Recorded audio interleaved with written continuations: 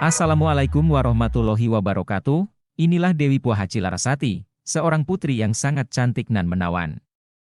Kecantikannya sungguh tiada tara. Ia adalah putri dari seorang tokoh ternama bernama Aki Tirem, atau Aki Luhur Mulia, yaitu seorang penghulu atau penguasa di daerah pesisir Pulau Jawa bagian barat, yang leluhurnya berasal dari Yawana, yaitu sebuah kerajaan yang berada di India bagian barat.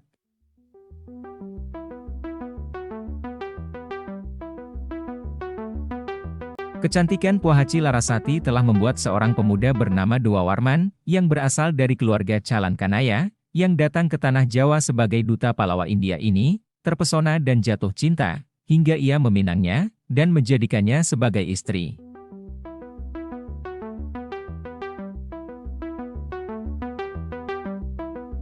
Dan setelah Dua Warman menikah dengan Dewi Pohaci, semua pengikut dan pasukannya pun menikah dengan wanita setempat dan tidak kembali ke kampung halamannya. Lantas ketika Aki Tirem meninggal, Dua Warman menerima tongkat kekuasaan yang diwariskan mertuanya. Yang kemudian pada tahun 130 Masehi, Dua Warman mendirikan kerajaan Salakanegara sebagai salah satu kerajaan di Nusantara. Dan Dua Warman menjadi raja pertama dengan gelar Prabu Darmaloka Pala Aji Raksa Gapura Sagara, dengan didampingi Dewi Pohaci Larasati sebagai permaisurinya, yang bergelar Dewi Dwani Rahayu. Peran Dewi Pohaci dalam berdirinya kerajaan Salakanegara sangatlah besar, di mana kedudukan beliau sebagai putri Aki Tirem, yang sangat dihormati oleh masyarakat di tempat itu, sehingga memuluskan upaya Dua Warman dalam mendirikan kerajaan.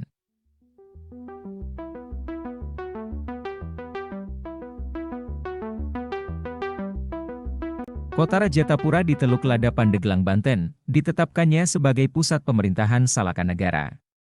Letaknya yang sangat strategis sehingga membuat perahu yang melintas terpaksa harus singgah dan memberi upeti kepada Dua Warman.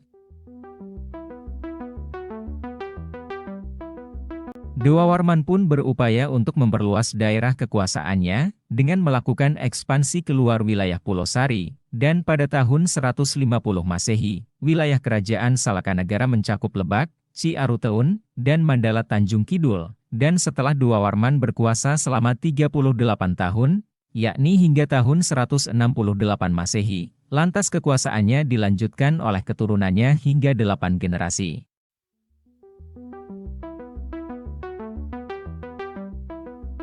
Yang kemudian Dua Warman kedua, menambahkan wilayah Hujung Kulon sebagai bagian dari Salakanegara pada tahun 196 Masehi. Dan Dua Warman III, memperluas wilayah mencakup Cilegon sebagai bagian dari Salakanegara pada tahun 202 Masehi. Selanjutnya pada tahun 301 Masehi Dua Warman VI, memperluasnya lagi hingga meliputi Cisadane dan Sundapura.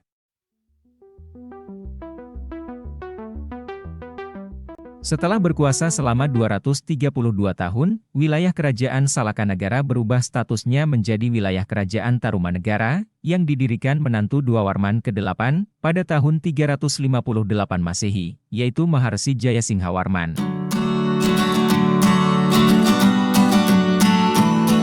Yang kemudian pada tahun 434 Masehi, wilayah kerajaan Tarumanegara luasnya meliputi bekas wilayah Salakanegara ditambah daerah Gunung Padang dan Cimanuk.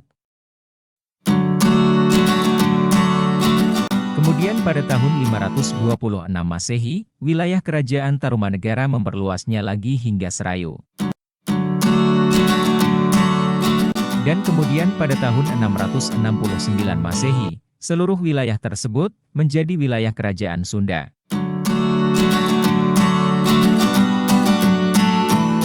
Sahabat LC Channel, Salakanegara diyakini sebagai leluhur suku Sunda, karena wilayah peradaban dan kekuasaannya sama persis, yaitu meliputi daerah Jawa bagian barat, termasuk pulau yang terletak di sebelah barat Pulau Jawa, dan laut yang membentang sampai Pulau Sumatera.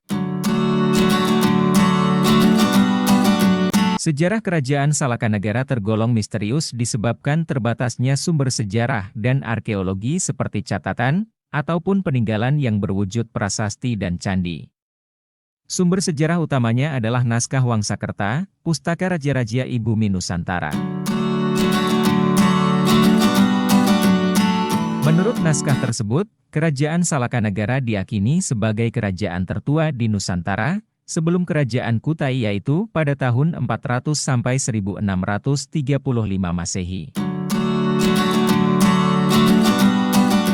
Namun karena minimnya bukti keberadaan Salakanegara, Kerajaan Kutai lebih dikenal sebagai kerajaan pertama di Nusantara, bahkan oleh sebagian sejarawan dianggap tidak sesuai dengan kriteria sejarah.